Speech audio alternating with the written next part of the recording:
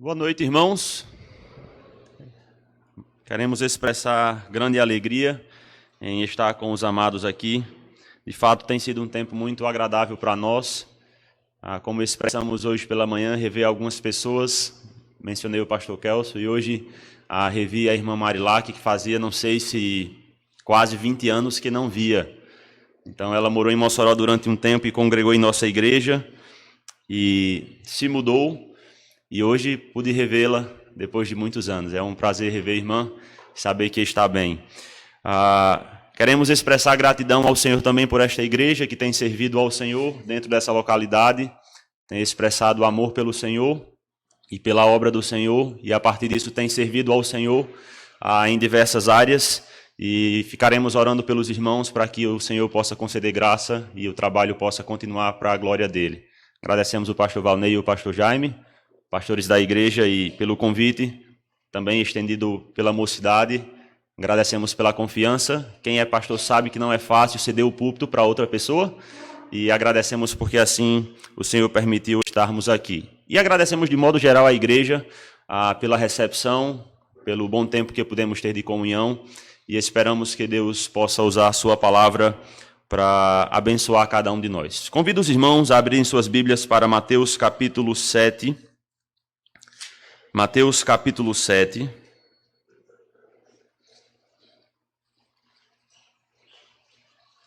E nós iremos meditar em alguns versos desse texto hoje à noite. Mateus capítulo 7.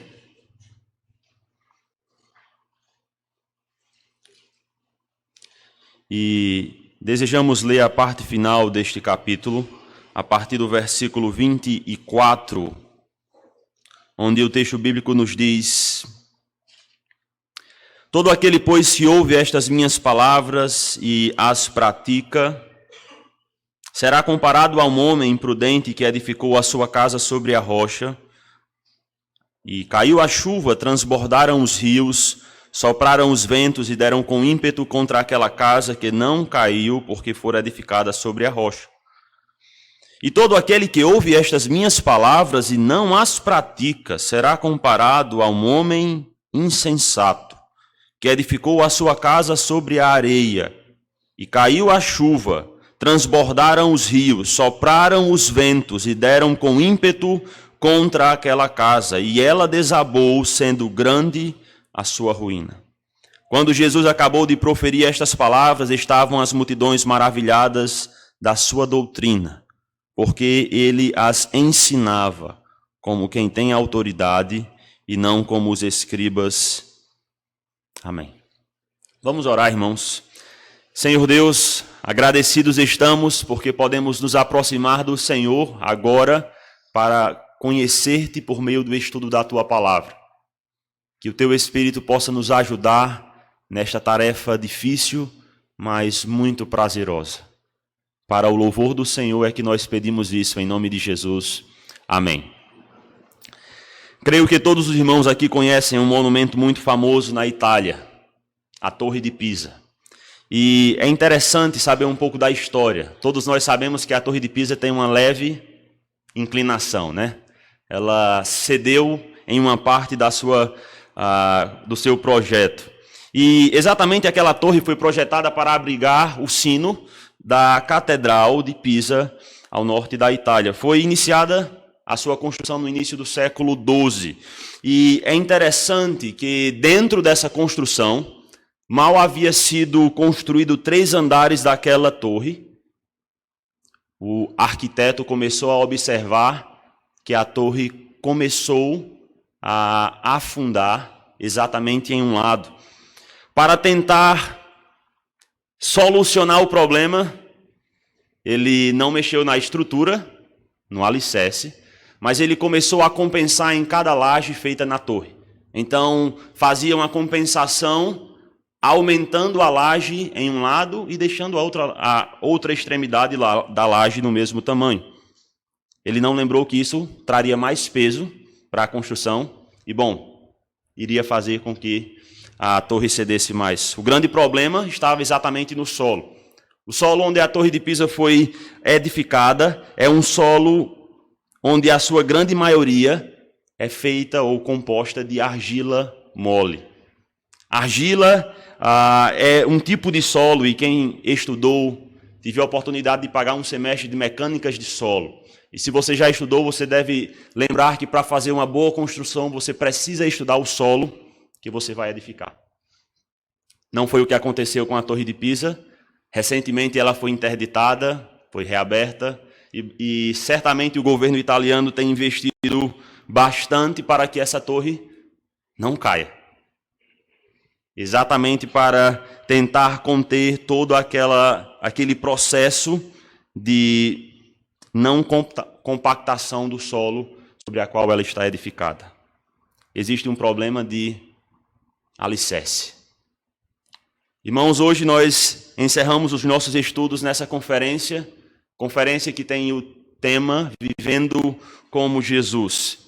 E hoje à noite queremos destacar aquilo que seria essencial para vivermos como Jesus. Isso está relacionado ao local onde os nossos pés estão firmados.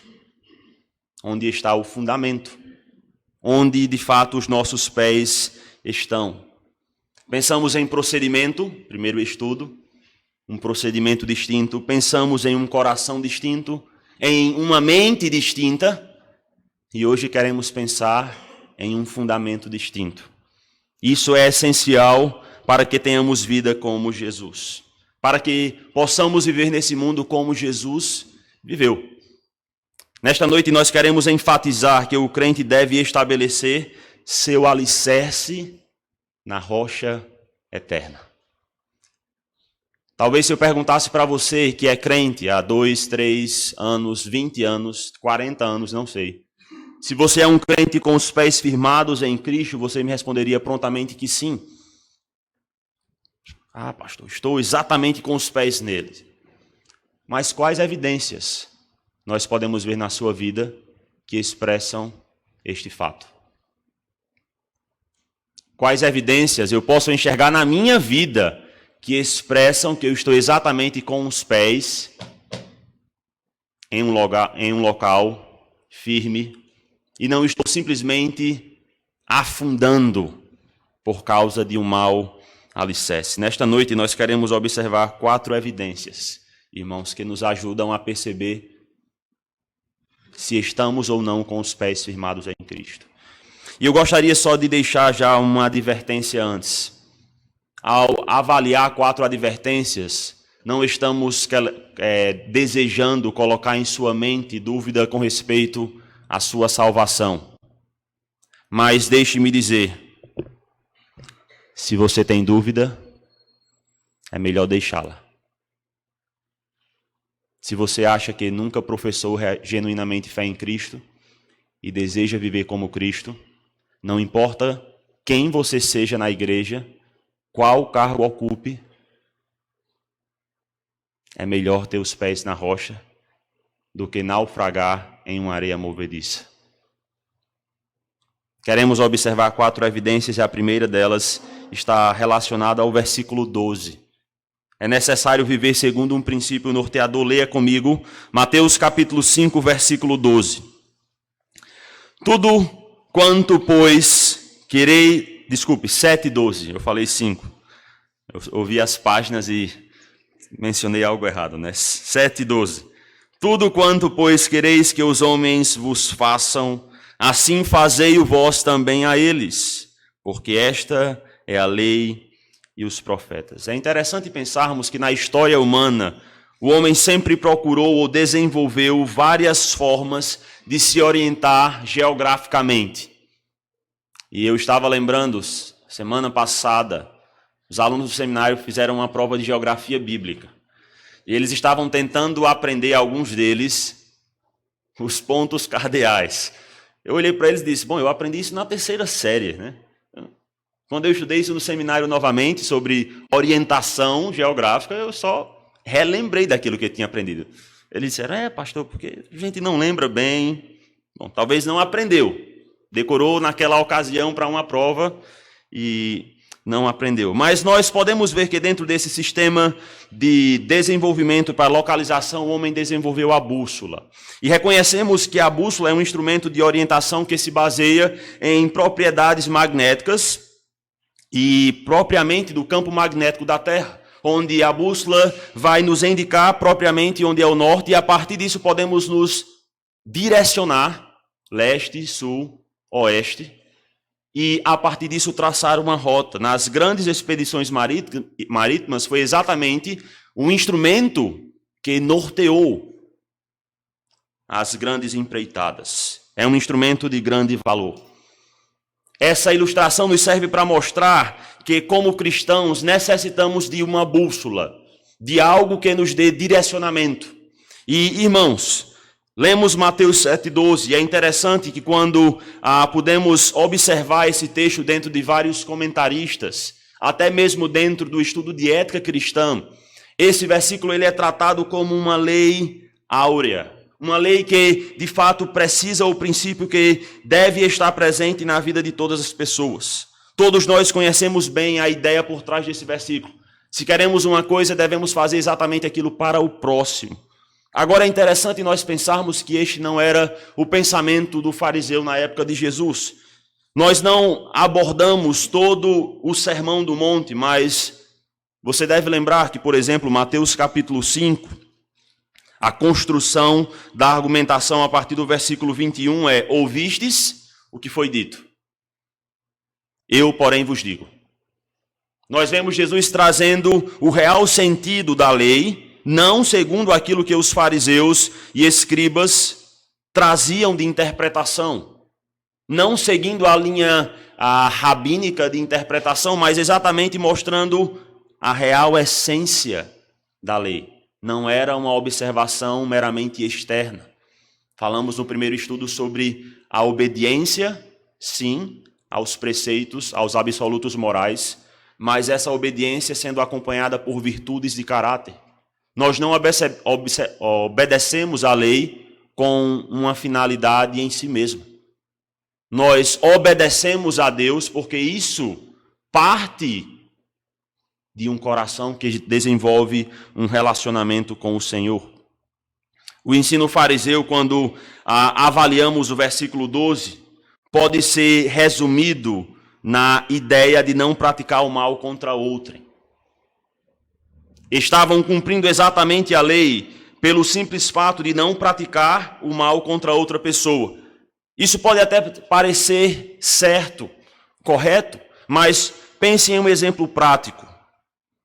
Ver um judeu morrendo de fome e não prejudicá-lo diretamente, ou seja, não matá-lo, não causar dor, isso de fato faria com que você estivesse cumprindo a lei. Mesmo que aquela pessoa morresse de fome, mas você não diretamente causou nenhum mal a ele, você cumpriu a lei. E a pergunta que nós fazemos diante desta observação é exatamente: será que este é o ensino por trás da lei? É o ensino ou a essência que podemos enxergar dentro do versículo? Nós observamos exatamente o contrário dentro do ensino de Jesus.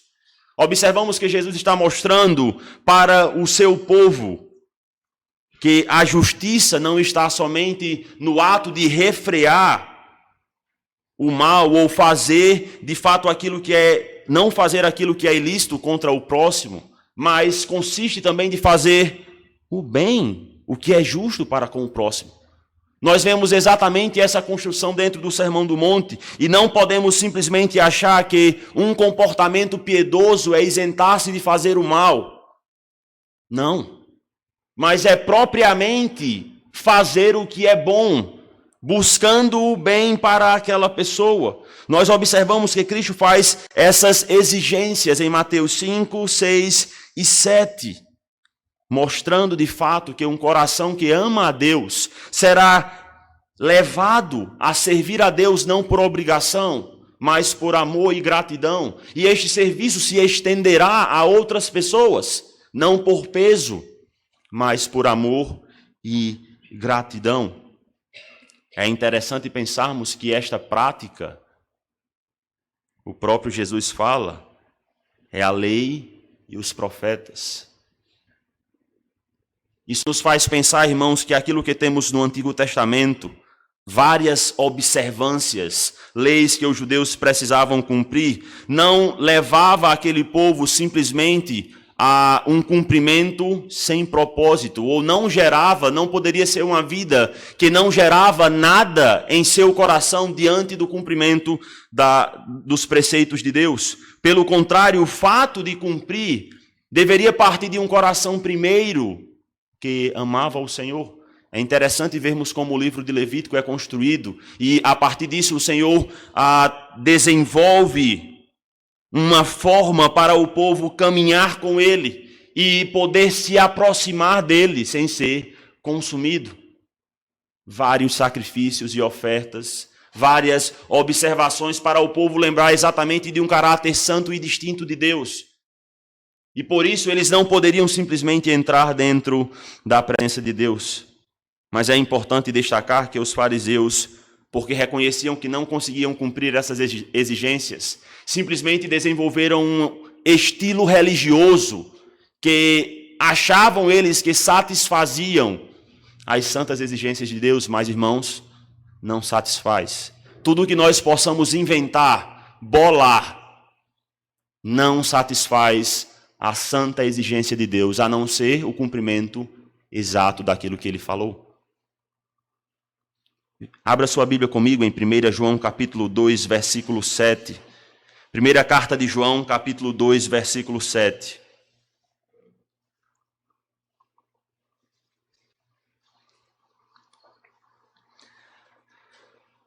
O texto nos diz: amados, não vos escrevo mandamento novo, senão mandamento antigo, o qual desde o princípio tivestes.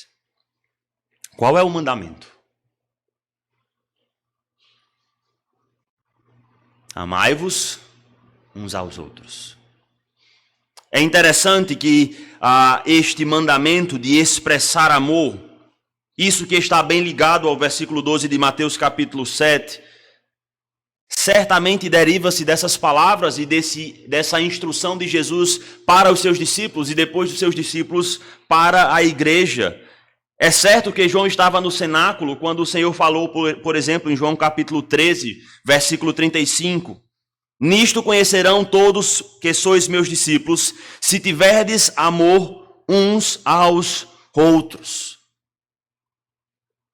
Se exatamente você buscar o bem do objeto que é amado, se você fazer exatamente aquilo que você deseja para o objeto amado, nós vemos que esse princípio é aplicado no casamento. Paulo diz: amamos muito o nosso corpo e não maculamos o corpo. A esposa faz parte agora, é um só corpo. Devemos amá-la da mesma forma. Veja, irmãos, o crente deve exatamente agir baseado nesse princípio norteador. A obrigação de amar aos outros a fim de agradar a Deus e cumprir a justiça não começa no cenáculo. Não é um preceito neotestamentário, pelo contrário, podemos observar desde as primeiras páginas do Velho Testamento o preceito de que tudo aquilo que fazemos para Deus deve ser expresso em um contexto relacional com o próximo.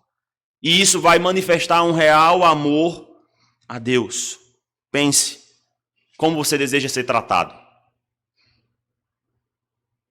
Se você está com os pés em um firme fundamento, você vai certamente pensar que isso é comum a todo ser humano, que precisa ser bem tratado e respeitado. Se você deseja ser como Cristo, você vai fazer exatamente isso com as outras pessoas, antes de pensar em si mesmo. Você vai, porque está com os pés firmados no Senhor, vai viver baseado à luz desse princípio. Note comigo a segunda evidência, parte do versículo 13 em Mateus capítulo 7. E esta evidência nos faz pensar em seguir o caminho salvador. Versículo 13 diz: entrai pela porta estreita. Larga é a porta e espaçoso o caminho que conduz para a perdição, e são muitos os que entram por ela. Porque estreita é a porta e apertado o caminho que conduz para a vida, e são poucos os que acertam com ela. Você já desfrutou da péssima experiência de estar perdido? Me casei em 14 de julho de 2012 e ganhamos presente de lua de mel ir para Porto de Galinhas. Se você não foi lá, Pernambuco é um excelente local. Mas nunca tinha ido lá.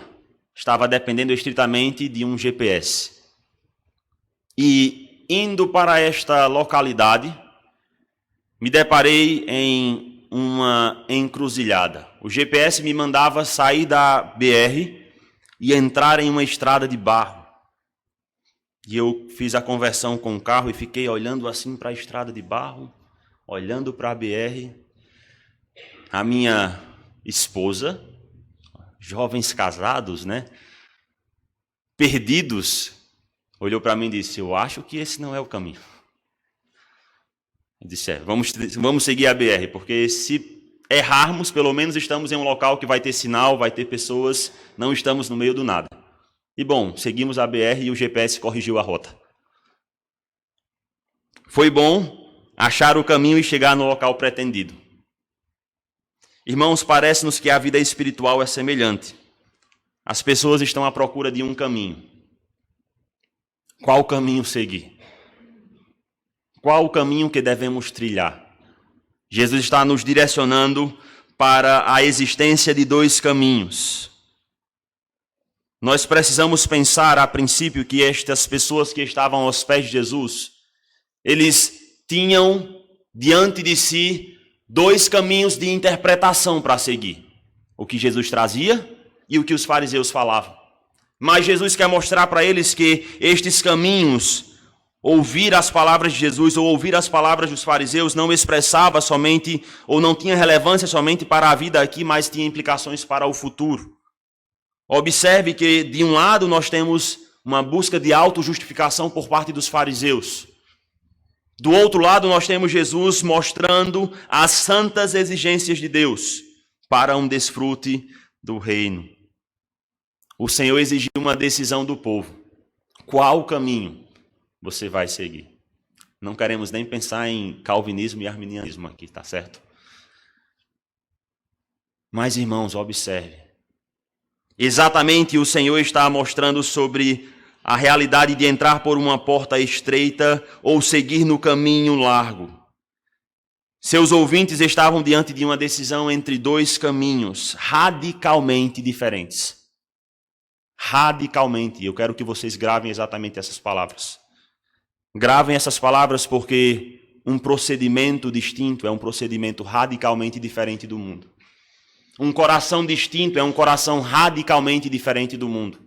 Uma mente distinta é uma mente radicalmente diferente do mundo. Um fundamento distinto é um fundamento radicalmente diferente do mundo. Um era exatamente o caminho de Deus. O outro era exatamente o caminho do homem. Um caminho que conduz à morte. O Senhor havia deixado bem claro, volte em Mateus capítulo 5, versículo 20, que a justiça dos fariseus não levava a lugar nenhum. Mateus 5, 20, ele diz: porque vos digo que se a vossa justiça não exceder em muito a dos escribas e fariseus, jamais entrareis no reino dos céus. Irmãos, pense aqui como um judeu que está ouvindo essas palavras, e para aquelas pessoas, apesar de enxergarem algumas deficiências, eles tinham aqueles homens como pessoas quase irrepreensíveis, pessoas que estavam cautelosamente observando os preceitos da lei e atentando até se os outros estavam observando a lei. E você ouvir que a sua justiça deve exceder não um pouquinho, não um côvado, muito mais. Jamais vocês entrarão no reino dos céus.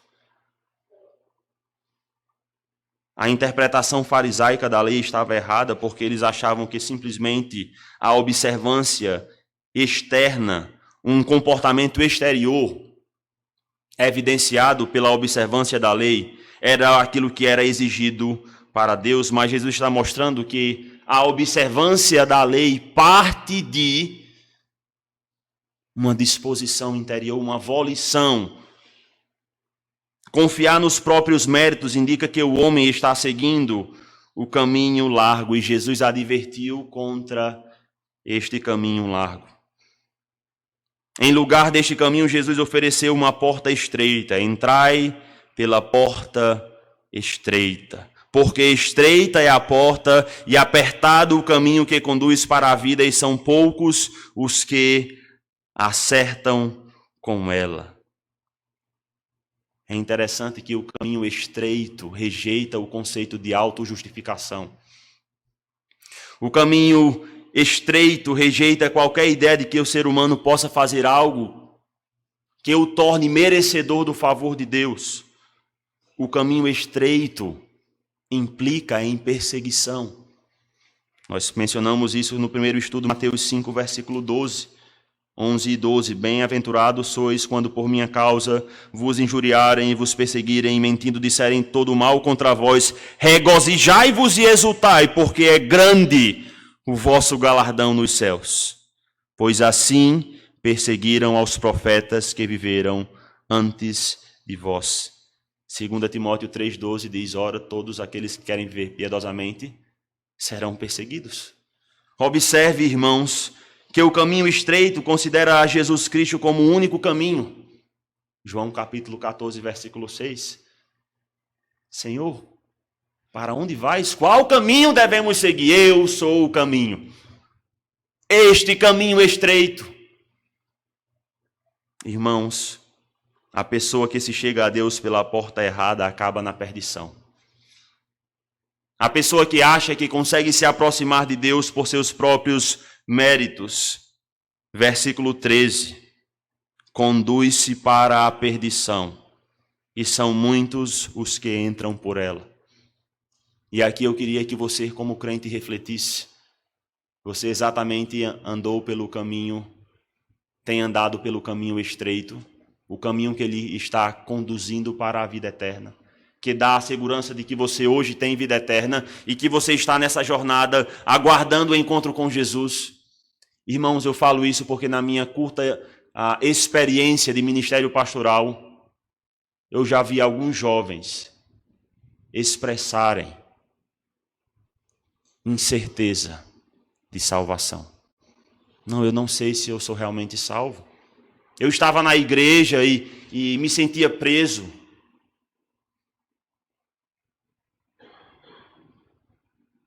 Devemos pensar nisso.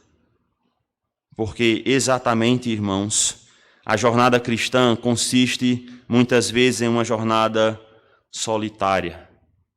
Se em nossa vida cristã nós estamos carregando aquele fardo de pecado, aquela bagagem de desejos mundanos, achando que estamos andando pelo caminho estreito, não estamos.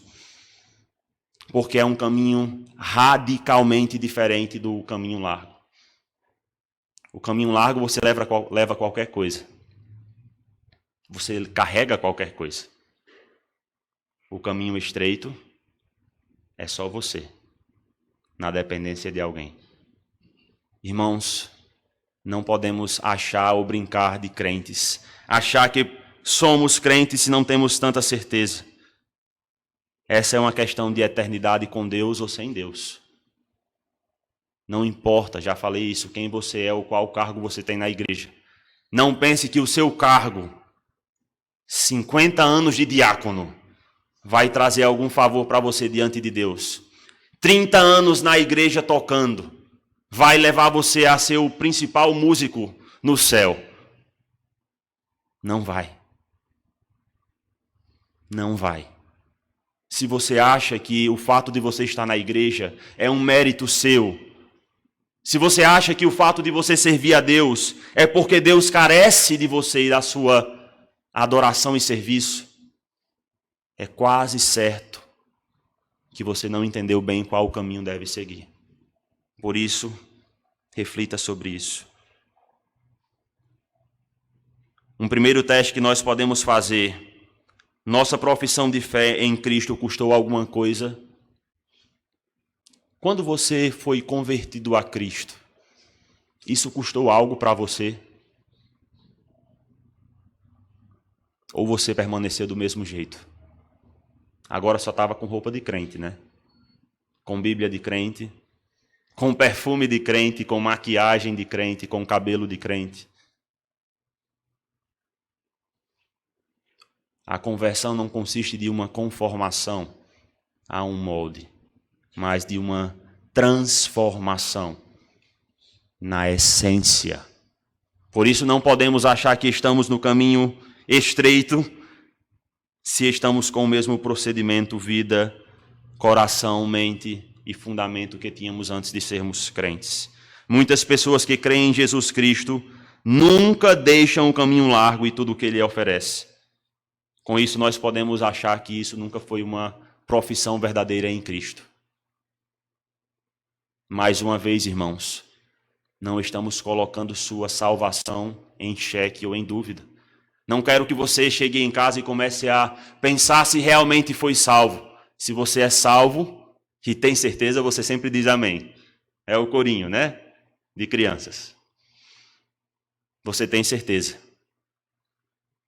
Poderia modificar o resto da letra, né, pastor? Fazer uma nova letra para o corinho. Irmãos, não brinquem com a eternidade. Nós precisamos estabelecer o nosso alicerce na rocha eterna, e se estabelecemos este alicerce na rocha eterna, nós estaremos seguindo exatamente o caminho salvador. Terceira evidência que queremos observar a partir do versículo 15 é porque vamos possuir um fruto diferenciador. Versículo 15 diz: acautelai-vos dos falsos profetas que se vos apresentam disfarçados em ovelhas, mas por dentro são lobos roubadores. Pelos seus frutos os conhecereis. Colhem-se porventura uvas dos espinheiros ou figos dos abrolhos? Assim toda árvore boa produz bons frutos, porém a árvore má produz maus frutos. Não pode a árvore boa produzir frutos maus, nem a árvore má produzir frutos bons. Toda árvore que não produz bom fruto é cortada e lançada ao fogo. Assim, pois, pelos seus frutos os conhecereis. É muito fácil distinguir uma árvore boa de uma árvore ruim. Lá no seminário, os irmãos que conhecem lá sabem que nós temos vários pés de caju. Mas sabemos exatamente quais pés são bons e quais não são. E não é pela qualidade da folha, porque todos têm folhas verdes no período que é para ter. Mas é pela qualidade do fruto. E nós temos dois pés logo na entrada do seminário, que eles dão exatamente um caju que é formoso aos olhos. Aquele caju que você acha que é até de mentira, de tão bonito que é. Mas não é um bom pé, porque não dá um bom fruto. É um fruto que é belo por fora, mas por dentro é tão azedo e ácido que para se fazer um suco desse caju, precisa de muito açúcar. Serve para doce, porque você vai usar muito açúcar para fazer o doce. Mas para fazer suco é um grande problema. É interessante que na vida cristã é semelhante. Conhecemos o bom crente pelo seu fruto, e o mau crente pelo seu fruto ou pela ausência de fruto. A única coisa que nós não podemos observar, irmãos, é a ausência de frutos. Não podemos, de fato, se somos crentes, vivermos desta forma. Observe que quando notamos o texto, percebemos que o Senhor identifica os fariseus como estes falsos profetas, estes falsos mestres, que aparentam direcionar para um caminho correto, mas que por dentro estão conduzindo a um caminho que leva à perdição. Como Jesus outra vez mencionou, são guias de cegos. São cegos guiando cegos. E o resultado disso é que ambos vão tropeçar, não somente aquele que guia, mas aquele que é guiado. Precisamos ter cuidado, e o Senhor fala exatamente das obras e palavras destes falsos mestres. Obras e palavras. Frutos com boa aparência. Obras, mas que no interior são podres e não procedem de alguém que tem fé em Cristo. Versículo 16. Pelos seus frutos os conhecereis. Por exatamente aquilo que eles expressam, iremos conhecer. Será que temos obras como as dos fariseus, que são até belas por fora, mas podres por dentro? Será que somos como os sepulcros caiados, branquinhos por fora, mas todo o seu interior é podre? Será que somos como aquelas pessoas que acham que são guiadas pela luz? Mateus capítulo 5. Que deveriam de fato expressar uma luz. E em Mateus capítulo 6, achando que estão sendo guiadas por essa luz, tem todo o seu interior em trevas. Não conhecem a verdadeira luz. Será que estamos caminhando desta forma, irmãos? Observe que o Senhor destaca a importância de nós atentarmos para as práticas farisaicas e rejeitarmos. Mateus capítulo 6, nós mencionamos isso. As ofertas, a oração, o jejum. Precisamos ter cuidado. O nosso coração pode ser muito bem seduzido a ter tais práticas. O Senhor fala também de palavras que expressam um certo conteúdo religioso, mas são incapazes de revelar a verdade ao povo de Deus. Há até outras pessoas que não são crentes. Pense em situações práticas. Você, como crente, que está evangelizando pessoas, já pensou no fato de suas palavras não surtirem efeito? Porque primeiro essas palavras não surtiram efeito em você. Como você pode evangelizar alguém se você nunca foi evangelizado e nunca foi convertido pelo Evangelho? Pode um descrente levar outra pessoa a Cristo? Não.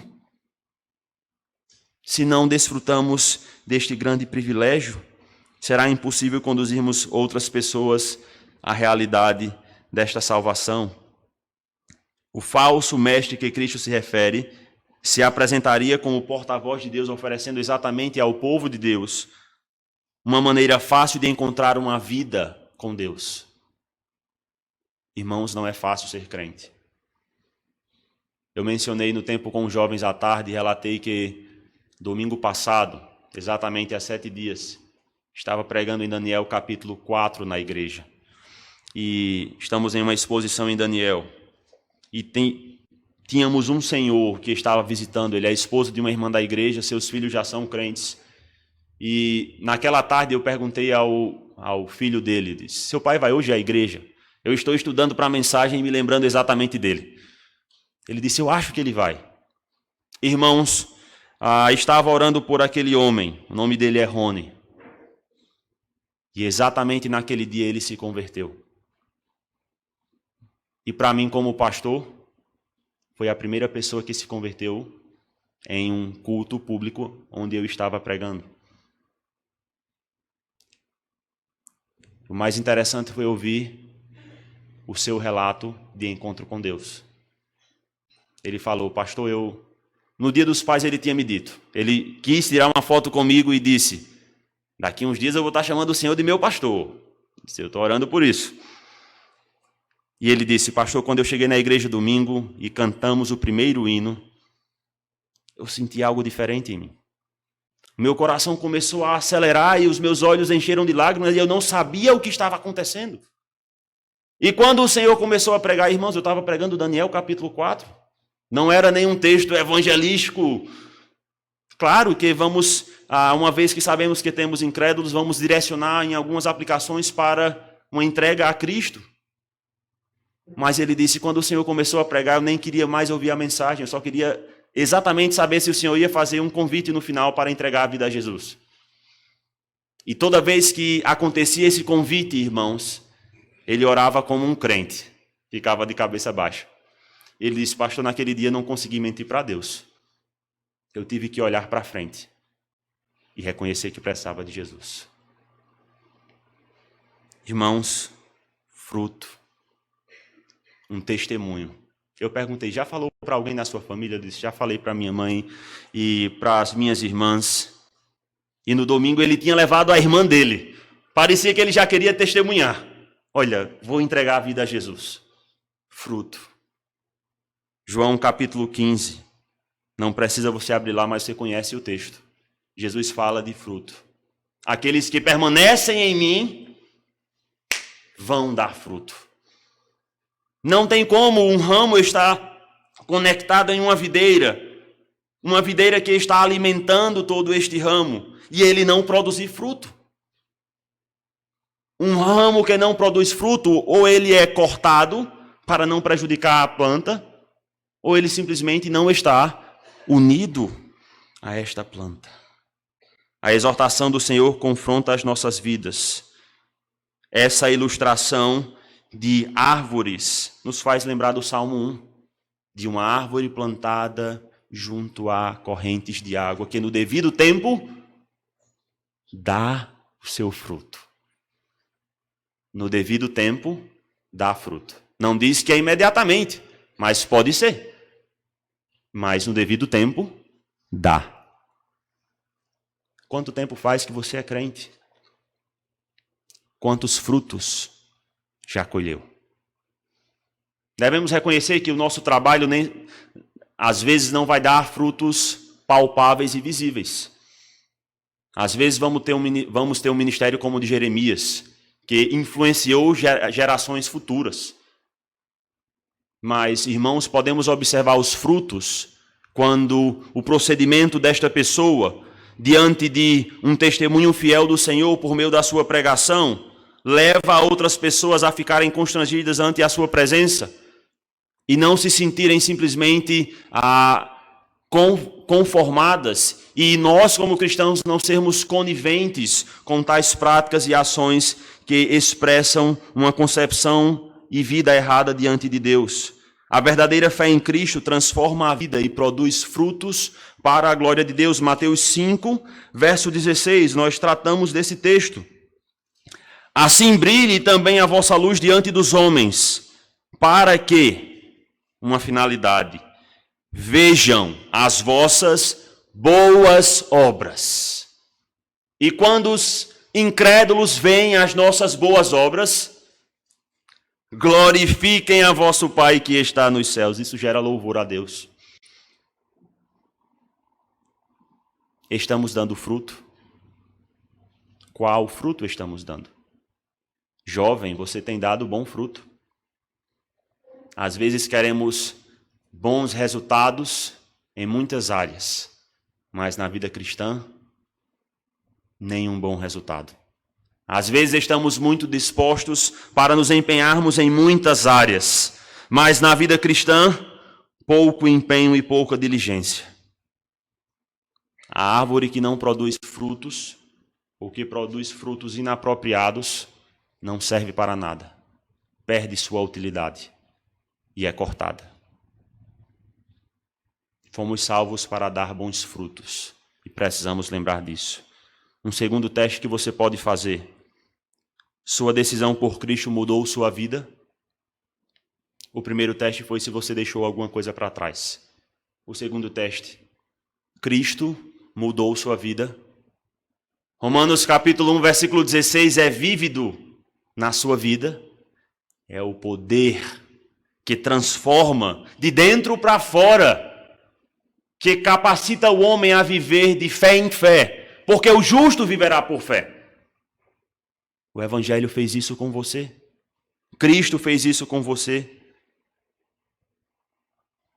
O ensino de Cristo traz transformação, possibilitando o transformado a praticar boas obras. Efésios 2:10. Pois somos feituras dele, criados em Cristo Jesus para as boas obras.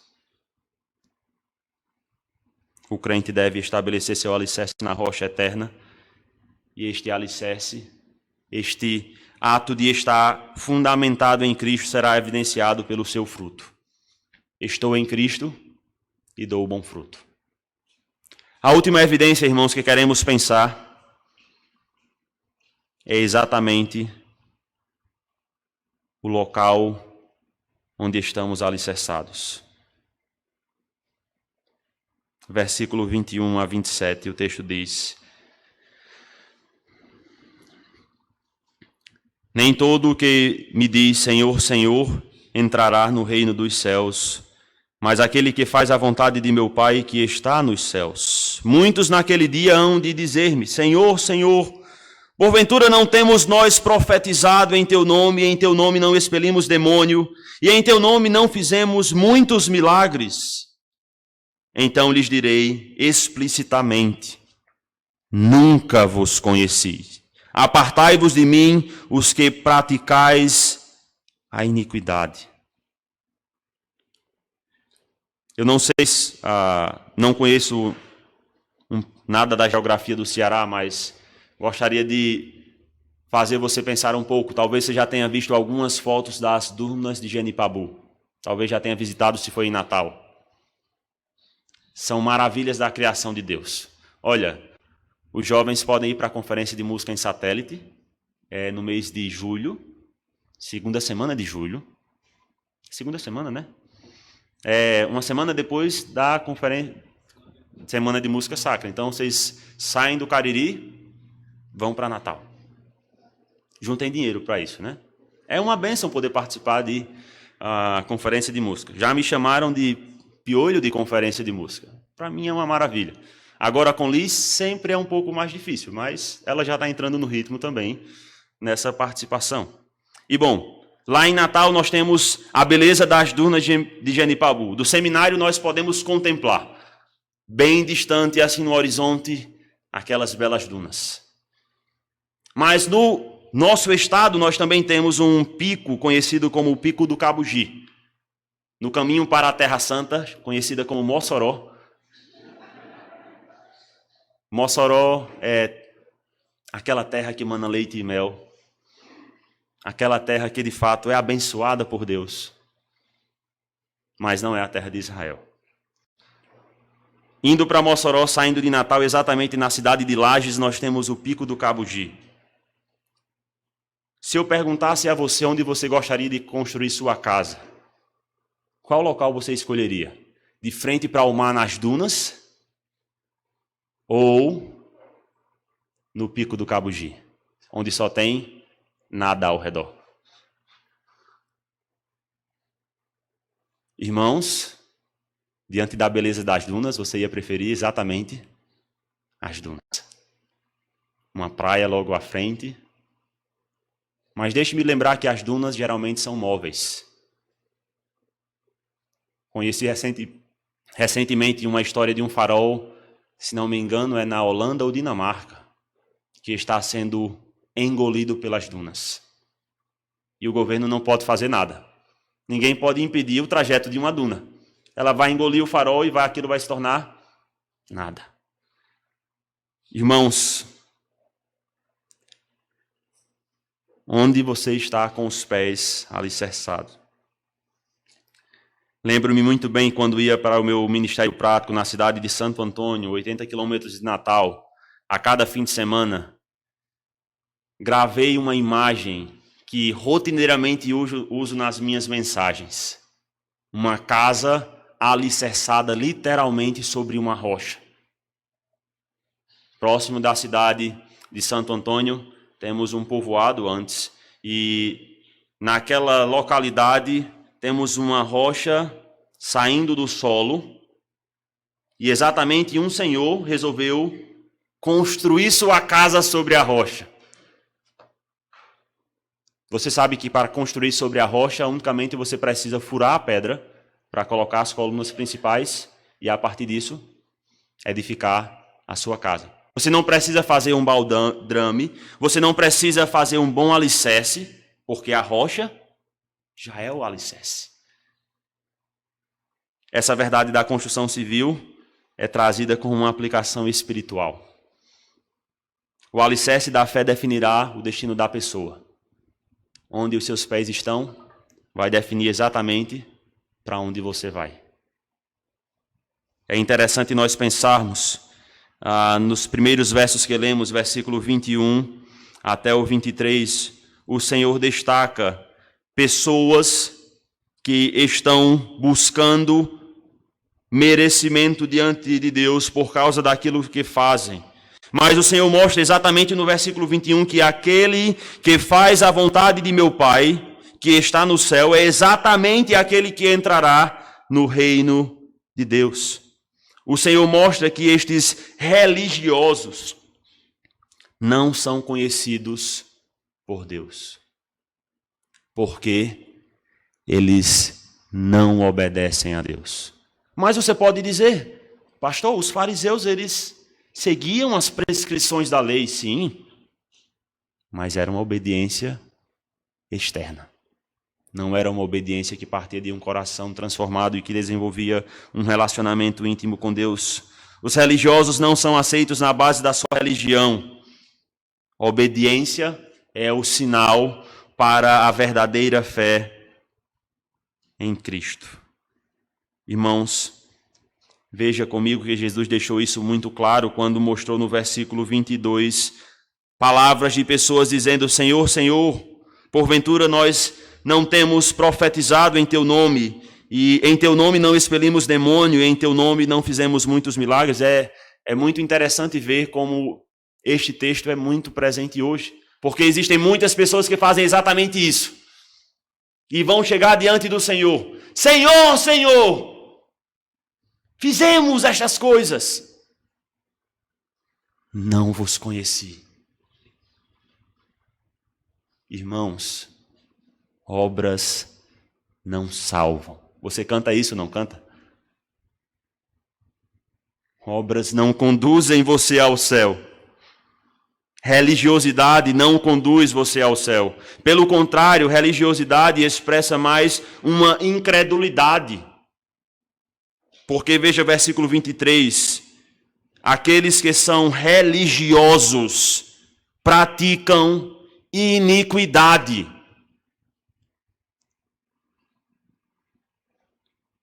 Não são obedientes a Deus.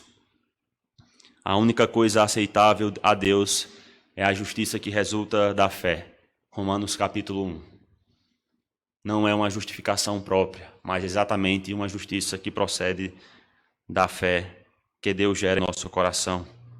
Observe que essa comparação de pessoas que praticam iniquidade, de pessoas que andam pelo caminho largo, é mais uma vez agora pintada dentro do discurso de Jesus como a construção de uma casa, versículo 26. E todo aquele que ouve estas minhas palavras, e aqui nós podemos pensar em todo o sermão, Mateus 5, 6 e 7. E todos aqueles que ouvem estas minhas palavras e não as pratica, será comparado a um homem insensato. Se você observar na literatura sapiencial, o insensato geralmente não somente denota alguém que é tolo, mas é alguém também que está em oposição no aspecto relacional a Deus. Não desfruta de um relacionamento próximo com Deus. Insensato, que edificou a sua casa sobre a areia, e caiu a chuva, transbordaram os rios, sopraram os ventos e deram com ímpeto contra aquela casa, e ela desabou, sendo grande a ruína. Nunca construa a casa sobre as dunas, mesmo que as dunas possam seduzir você. Nunca coloque a sua esperança nas suas obras, mesmo que as obras possam seduzir você. Nunca coloque a sua esperança no materialismo, mesmo que este seduza você. Tudo isso vai levar você para um lugar que é terrível. Este largo caminho não conduz à presença graciosa de Deus. Pelo contrário, afasta o homem deste deleite eterno do Senhor. É fácil construir sobre a areia. Você cava facilmente.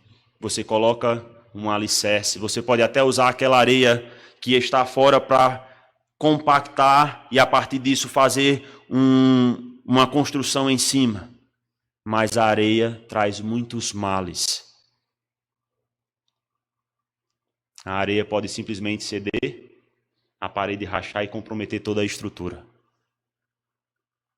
Irmãos, não procure o caminho mais fácil dentro da sua vida com Deus. Agora observe versículo 24 e 25. Todo aquele, pois, que ouve estas minhas palavras e as pratica será comparado a um homem prudente, que edificou a sua casa sobre a rocha. E a chuva caiu, transbordaram os rios, sopraram os ventos e deram com ímpeto contra aquela casa, que não caiu, porque fora edificada sobre a rocha. O Senhor mostra a necessidade não somente de ouvir suas palavras, porque veja que o homem insensato é comparado àquele que ouve as palavras do Senhor. Pessoas que estavam presentes naquele ensino e ouviram a palavra do Senhor. A distinção está exatamente na obediência. Aquele que ouve e pratica e aquele que ouve e não pratica, isso é muito claro. Aquele que ouve estas minhas palavras e as pratica. Irmãos, construir um fundamento sólido consiste em ouvir a palavra de Deus, ser familiarizado com ela, concordar com ela e praticá-la. Não adianta ser um ouvinte negligente. Você pode até ser assíduo em todos os cultos, mas se a palavra não resulta nada em sua vida, irmãos, temos um de dois problemas.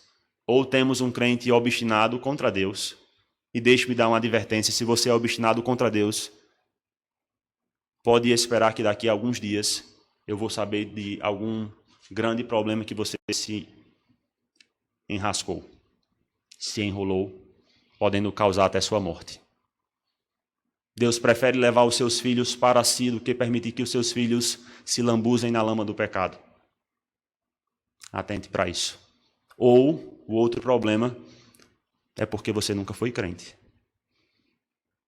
Se a palavra não modifica as nossas vidas, ou é porque nós estamos nos opondo a ela, ou porque nós estamos, de fato, expressando que nunca fomos transformados por ela.